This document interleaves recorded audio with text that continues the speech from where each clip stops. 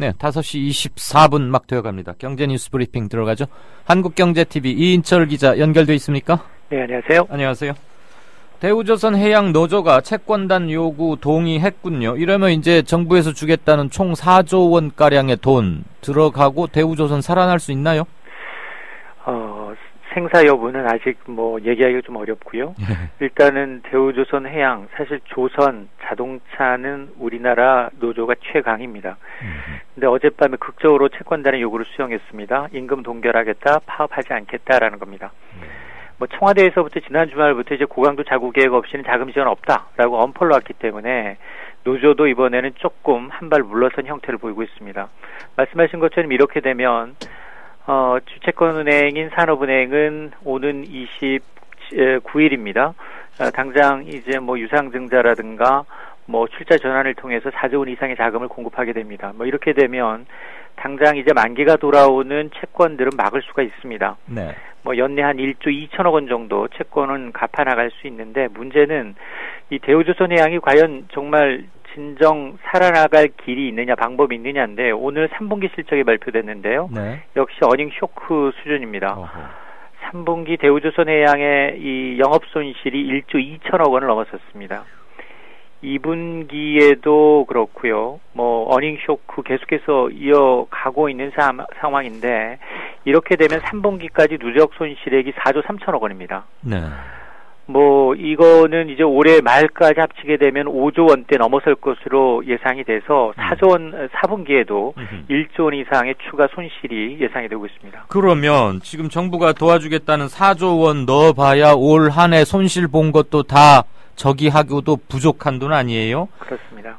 물론 주문 받아 놓은 수주 잔량이 세계 1위라고는 합디다만 그게 돈이 많이 남는 그런 건지 아니면 겨우 원금이나 회수하는 부가가치는 별로 없는 선종인지는 모르겠는데, 어쨌거나 밑 빠진 독에 물 붓는 거 아니냐, 이런 우려를 국민들은 안 할 수가 없네요. 그렇습니다. 지금 사실 허울 명분은 좋습니다. 조선산업 지난해까지 우리나라가 세계 1위고요. 그 중에서도 대우조선해양의 점유율이 가장 높습니다. 네.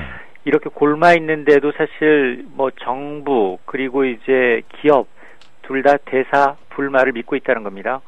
조선 3사, 대우조선해양, 삼성중공업, 현대중공업 세계적으로 탑 10 안에 드는 회사 맞습니다. 네. 근데 올해 사상 최대인 7조 4천억 원의 적자가 이들 3사의 누적 적자로 예상이 되고 있습니다. 이들 업체가 앞으로 이제 10년간 벌어도 다 갚기 어려울 정도다라는 건데요. 그럼 이 시점에서 이거 살려야 될까라는 의문이 들 수밖에 없습니다. 그래서 일각에서는 시장 원리대로 두자.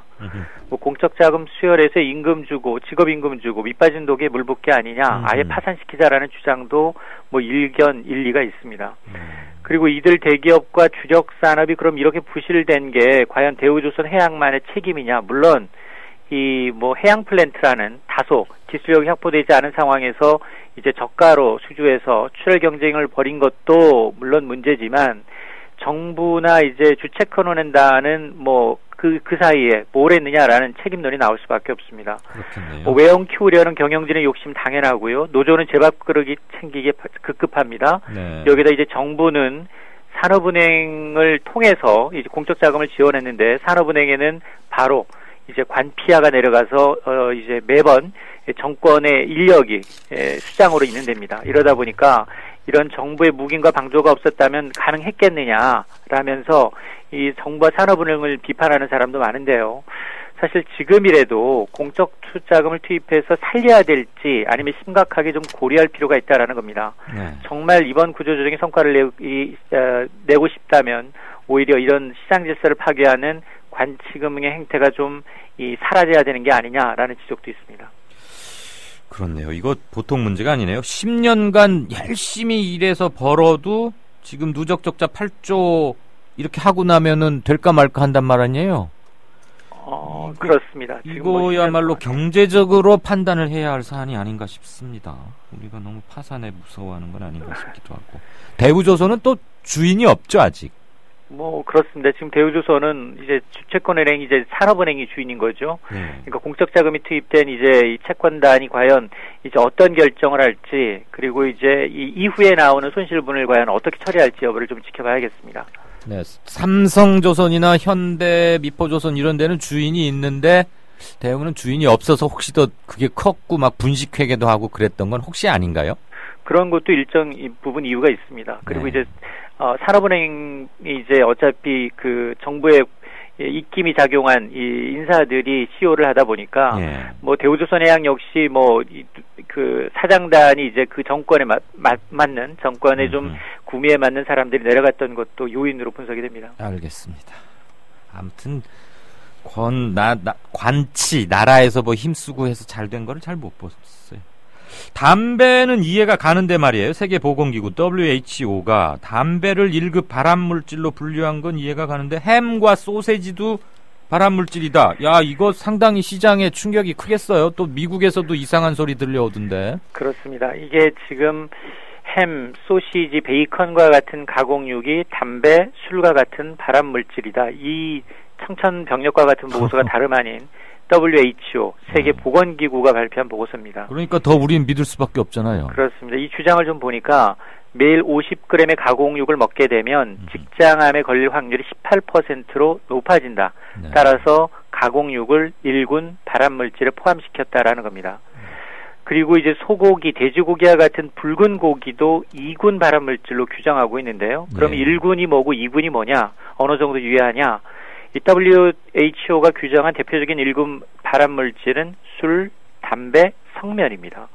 2군 발암물질은 제초제가 포함이 되어 있습니다. 지금 그걸 먹고 있다는 얘기입니다. 따라서 이게 지금 그 뭐 햄, 베이컨, 소시지, 핫도그, 햄버거 모두 다 가공육인데요. 네. 이렇게 되면 과연 안심하고 먹을 먹거리가 거의 없다라는 게 문제죠. 특히나 이제 해외 외부에서는 더 클 수밖에 없습니다. 충격이. 네. 이거 뭐 식당들도 타격 볼 것 같고 우선 당장 가정 식단 준비하는 주부들도 당연히 그렇고 술, 담배, 성면, 제초제와 함께 햄, 베이컨, 소세지라니 와 놀랍습니다.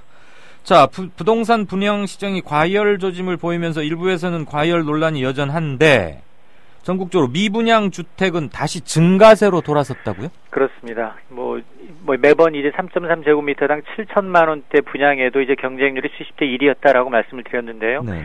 단기적으로 이렇게 이제 분양 시장이 과열 조짐을 보이고 있는 가운데 지난달입니다. 전국의 미분양 아파트 물량이 한 달 전에 비해서 소폭이긴 하지만 늘었습니다. 네. 전국에 이제 지난달 말 기준 전국의 미분양 아파트가 32,500여 가구, 8월에 비해서 820여 가구 2.6% 증가한 겁니다.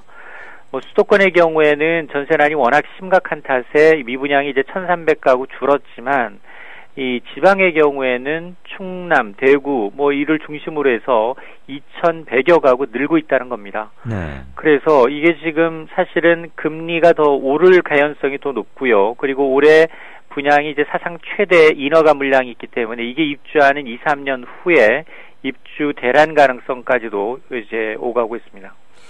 아유, 부동산은 어떻게 될지 그냥 롤러코스터 같아서 참 불안하고. 자, 국내 30대 그룹 계열사 5곳 중에 한 곳, 그러니까 한 20%라는 얘기인데 영업이익으로 대출 이자도 못 갚는 이른바 좀비 기업이다. 그러면 이거 퇴출돼야 되는 거 아닙니까? 그렇습니다. 지금 이 재벌닷컴의 분석인데요. 지난해 국내 30대 그룹 1,050개 계열사를 조사해봤더니 이자 보상 비율 1 미만인 곳이 236개사, 전체 22.5%에 달한다라는 겁니다. 뭐 이자 이 보상 배율이라는 건 이 1 미만이다 이런 건 기업의 영업 활동으로 벌어들인 돈으로 대출 이자를 못 갚고 있다라는 걸 의미하는데요. 네. 이렇게 되면 과연 이제 지난해 기준 30대 그룹 가운데 몇 개 그룹이 그 이자 못 갚는 그룹이냐? 모두 14개, 절반에 가까웠습니다. 이들 대기업의 명단을 보면 이 동부, S-오일, 미래에셋 그룹이 좀비 계열사 비중이 50%에 달했고요. 부영, 현대, 포스코, KCC, 하나그룹의 경우도 비중이 30%를 넘었습니다. 대기업이 이 정도라면 중소기업은 더 할 수밖에 없는 상황인데요. 네.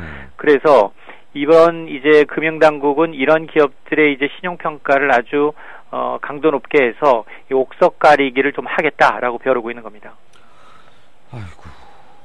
뭐 국민은행도 뭐 대규모 뭐 명퇴 받고 이런다 그러더니 빚도 못 갚는 기업이 30대 그룹 계열사에서 나오고 그러면 이거 자꾸 막 무서워지고 그 뭐죠? 미스터 그 뉴욕의 유명한 교수 계시잖아요. 다니엘 루비니. 예, 루비니. 무서운 소리 하는 미스터 둠인가? 우리 곧 또 그렇게 되는 건 아니죠? 일단은 정부 정책이 어쨌든 경제 활력을 불어넣기 위해서 애쓰고 있어서 네. 지금 강도 높은 구조 조정을 이제 생색만 내고 하면 분명히 또 힘들어질 수 있는데요. 지금 조선 사업도 그렇고 다른 이제 철강도 그렇고 여러 가지 산업 재편 구조 조정이 이제 같이 맞물려서 돌아간다면 정상적으로 된다면 조금 더 기대를 해봐야죠. 예. 알겠습니다. 자, 마지막 소식 들을까요? 삼성전자 모바일 결제 서비스인 삼성페이, 요즘 이런 건 네이버 페이도 있고 많던데 국내 출시 2달 만에 가입자가 100만 명이나 됐다고요? 그렇습니다. 이 삼성페이가 지난 8월 20일 출시가 됐는데 2달 만에 누적 가입자 수 100만 명, 그리고 하루 평균 결제 건수가 10만 건, 누적으로 결제된 금액이 1,000억 원을 넘어섰습니다. 의미가 있는 통계인데, 왜냐하면 이게 지금 삼성 신형폰에서만 탑재가 가능합니다. 네. 그러니까 지금까지 나온 신제품 가운데 갤럭시 노트 5를 비롯해서 갤럭시 S6 시리즈에만 가능하다는 건데요. 이 제품이 그만큼 잘 팔리고 있다는 것도 되는데, 그럼 이제 삼성페이 사용자들 도대체 어디서 이 페이를 많이 결제하느냐? 사용처를 봤더니 편의점, 백화점, 마트, 그리고 식음료 업종이었습니다. 이른바 생활 밀착형 이 수단으로, 핀테크 수단으로 자리매김한 게 아니냐라는 건데요.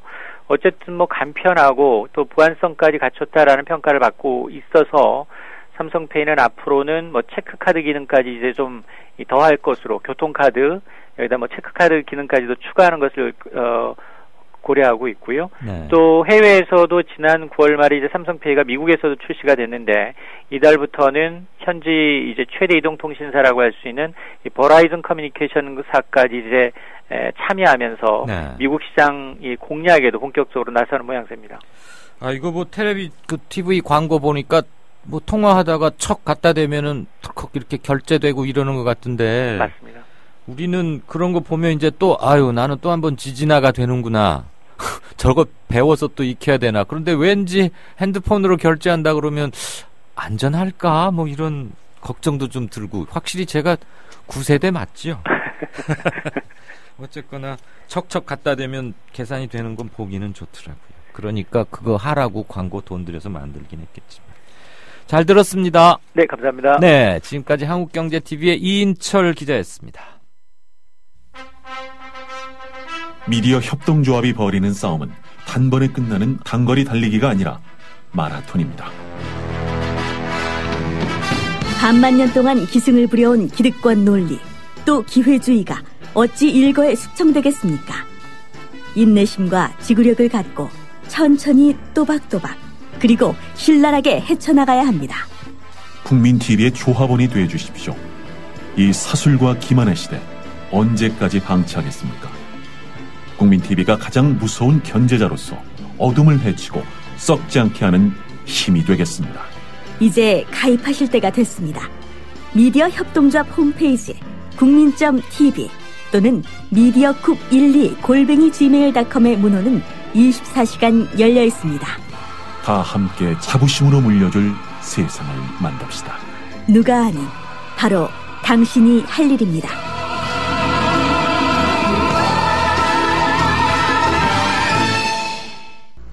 박 대통령은 재치 있는 유머로 주변 사람들을 안심시키며 분위기를 바꾸었습니다. 아유, 공해야 공해. 아니 기사님, 뉴스 듣다 왜 라디오를 끄세요? 대통령 동정 연예인 스캔들 동물 날치 얘기뿐이에요. 어디 뉴스가 뉴스다워야지요. 그럼 기사님 안목에서 뉴스다운 뉴스는 뭔가요?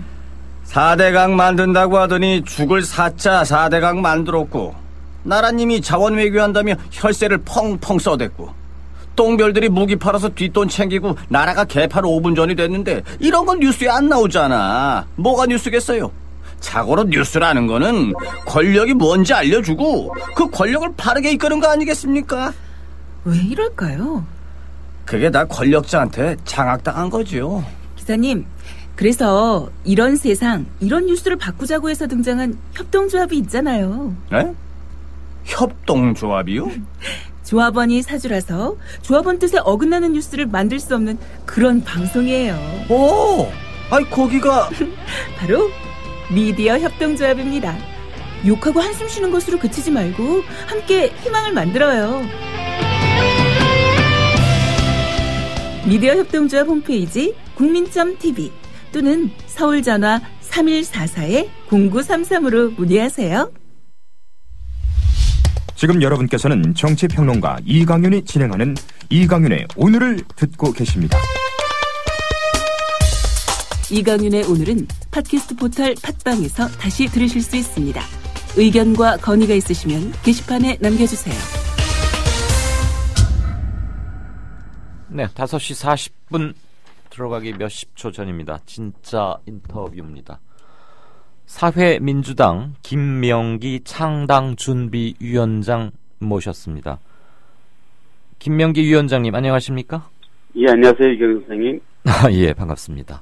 예, 반갑습니다. 한국과 같은 진보 정치가 특히 곤혹스러운 지경에 처해 있고, 특히 이석기 아로 사건 이후로 더더욱 궁지에 몰려 있고, 그래서 애써서 확장해온 정치 공간이 많이 위축되어 있는 현실에 사회민주당, 일부 식자층에서는 명확히 구분하겠습니다만은 아직도 대중들 사이에서는 명확한 정체성이나 개념 정립 이런 게 되지 않고 있습니다.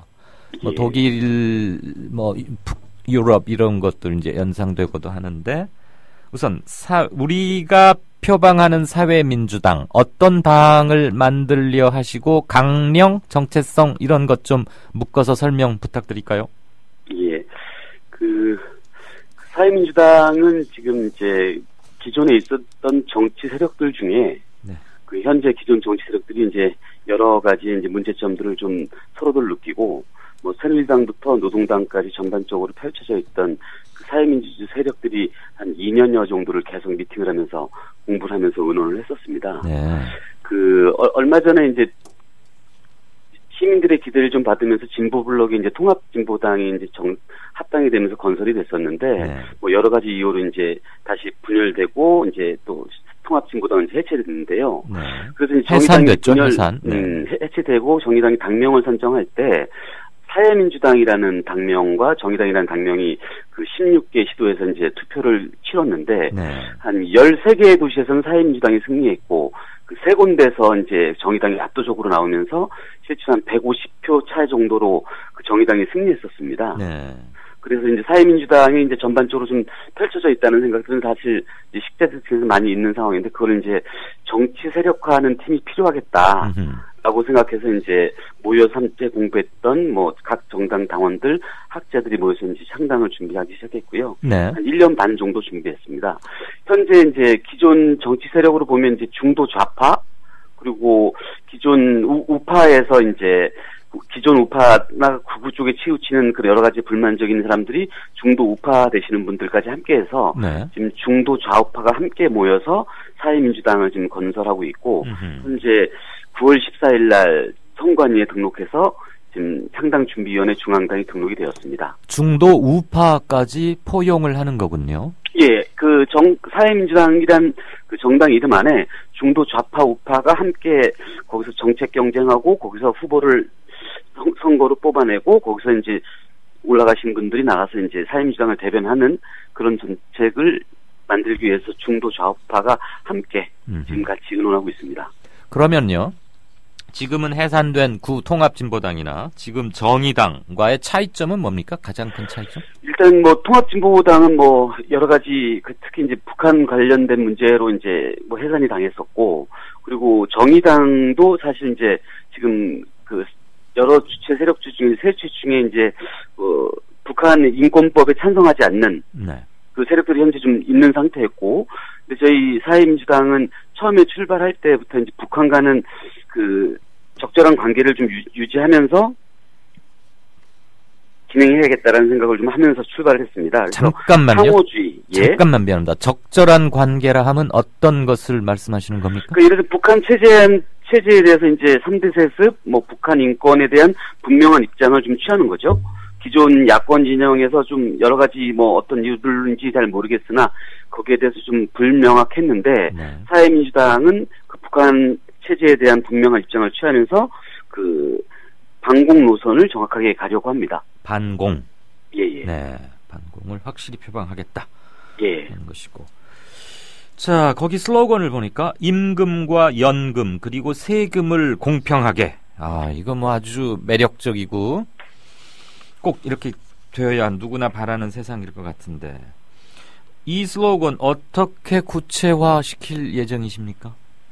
이제 말씀하셨듯이 그 임금, 연금, 세금이 한국이 상당히 불평등하다, 공평하지 못하다는 생각은 이제 전반적으로 다 갖고 있지 않습니까? 네. 특히 2030 세대들은 특히 뭐 이제 한국이 싫다라는 사람이 이제 과반이 넘어갔을 정도로, 그리고 앞으로 대한민국의 미래가 나아질 것 같은 희망이 없다, 뭐 공평하지 않다, 뭐 그런 문제들을 많이 말씀하시는데, 사회민주당은 이제 여러 가지도 집중하겠지만 특히 그 소득 격차, 임금 격차를 좀 낮추고 줄이는데, 그리고 연금을 낸 거에 비례해서 뭐 적당한 간격을 받았어야 되는데, 지금 이제 낸 거에 비해서 좀 많이 받는 계층도 있고, 아예 연금 안에 들어가 있지 못하는 계층도 생기고, 그래서 임금, 연금, 세금까지 좀 공평하게 하는 정책으로, 그 대한민국에서 지금 뭐 이민, 기타 등등 뭐 여러 가지 국적을 포기하는 사람들이 많이 늘고 있는 그런 분들한테까지 한국이 공평해지고 있는 방법을 말씀하면서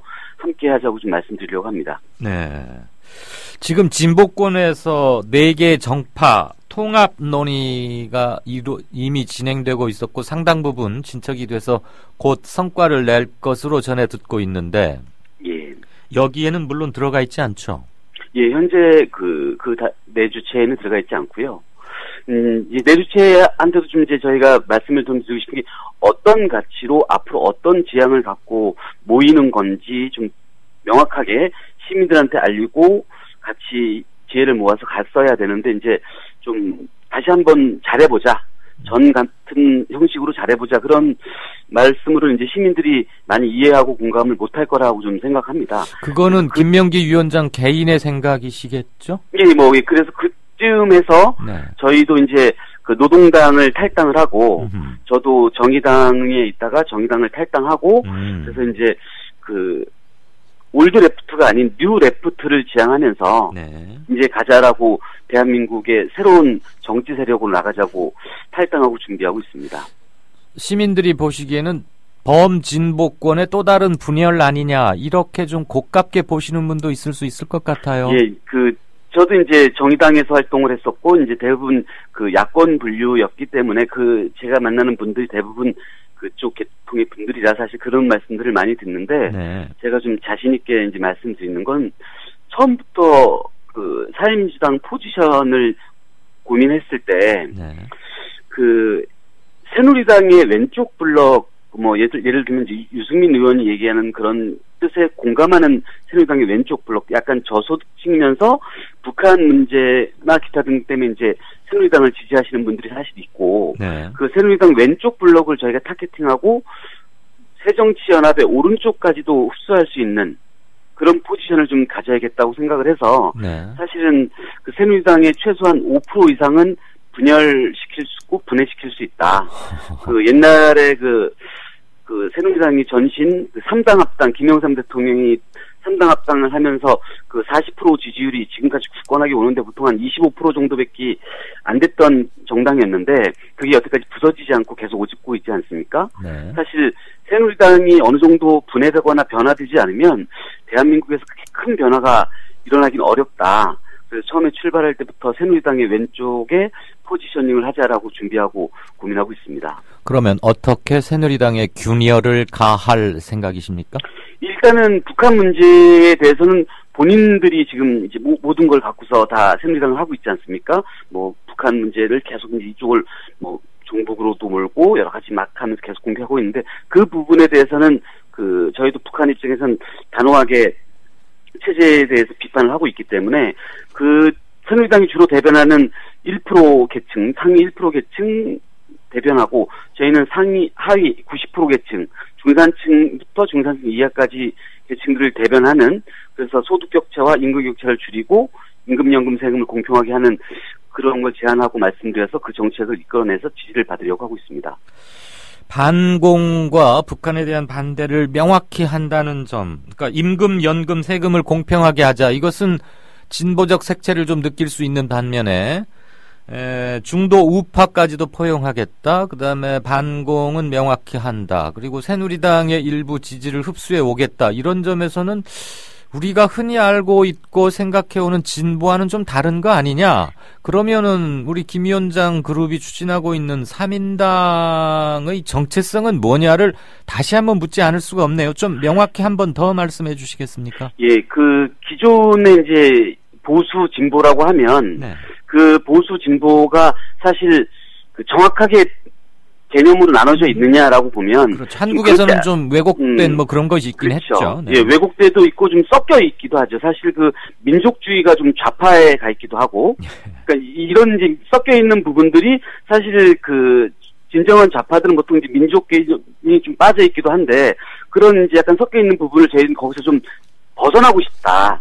지금의 진보 보수는 에서 탈진영하는 새로운 정치 세력으로 자리하고 싶다. 특히 2030 세대는 뭐 북한하고 태어났을 때부터 뭐 핵 개발이 되고 거기서 뭐 기타 등등 문제 천안함부터 여러 가지 일들이 있었기 때문에 북한하고는 이렇게 상호주의를 좀 지향하는 바가 많이 있기 때문에 지금 어떻게 보면 북한의 입장 반공을 주장하면서 경제 복지는 진보적인 정치 세력을 이쪽 저쪽에서도 필요하고 있다. 아마도 무당층 25%는 대부분의 생각 양당의 지지를 지금 못 주고 있는 이유 중에 그런 피로감들이 많이 있다고 좀 보고 있습니다. 알겠습니다. 하나 더 여쭙죠. 진보를 뭐라고 생각하거나 또는 정의하십니까?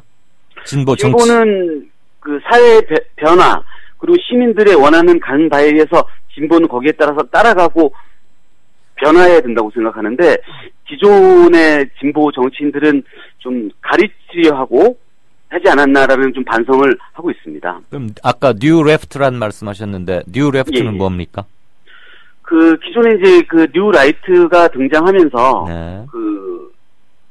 보수의 뭐 정통성을 세우기 위해 나름대로 노력들을 해서 어느 정도 성과를 냈다고 보고 있는데 반대편 진영에서는 사실 그런 역할들을 사실 못하고 분열되고 좀 흐트러지지 않았습니까? 네. 그러니까 이제는 민족주의라는 북한 문제라는 그런 걸 빼고 복지에 대해서 정확하게 얘기할 수 있는 그리고 소득 격차 특히 기존 진보 진영이 대변했던 뭐 예를 들어서 뭐 공무원 노조라든지 뭐 정교조라든지 그래서 상위 10% 안에 들어가는 임금을 받는 사람들의 약간 임금 격차를 줄여가면서 밑에 사람들을 좀 대변하는 새로운 정치 세력이 필요하다라고 보고 있습니다. 네, 알겠습니다.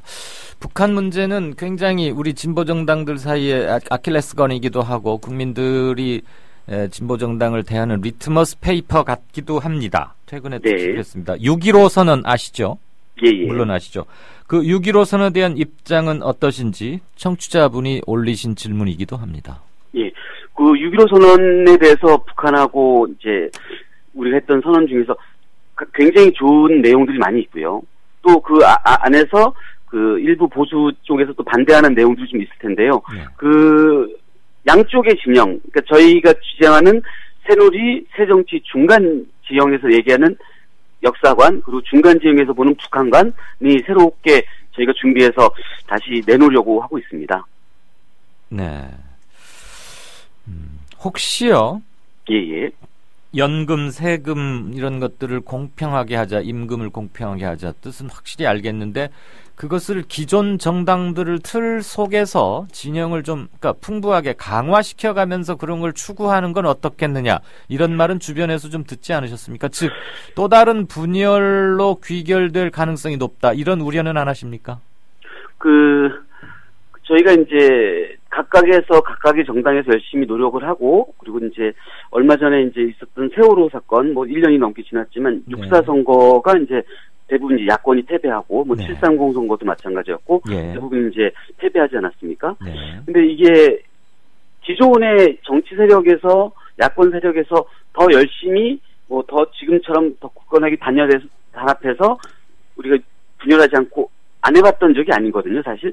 다들 해봤던 거죠. 그리고 수십 년간 그렇게 해왔었고, 저희가 고민하는 건 그런 겁니다. 지금 북한 입장에 대해서 새누리가 모든 걸 지금 다 가져가고서 하고 있기 때문에 새누리의 일정 부분 세력이 분해되지 않는 정치 세력이 나오지 않으면 저희도 굳이 이런 정당을 어렵게 뭐 정의당은 국회의원도 5석 있는데 저희는 이제 그 뗏목으로 지금 건너탄 거거든요. 예. 뗏목에서 저희가 구조선 역할을 하겠다. 우리가 지금 이렇게 뭐 비난하는 분도 있고 뭐 이렇게 뭐 중도 우파를 만나냐라고 하는 분들이 있지만 네. 그래도 우리가 국명포트 역할을 하시면서 준비를 하겠다라는 마음으로 그 준비를 하고 있습니다. 네.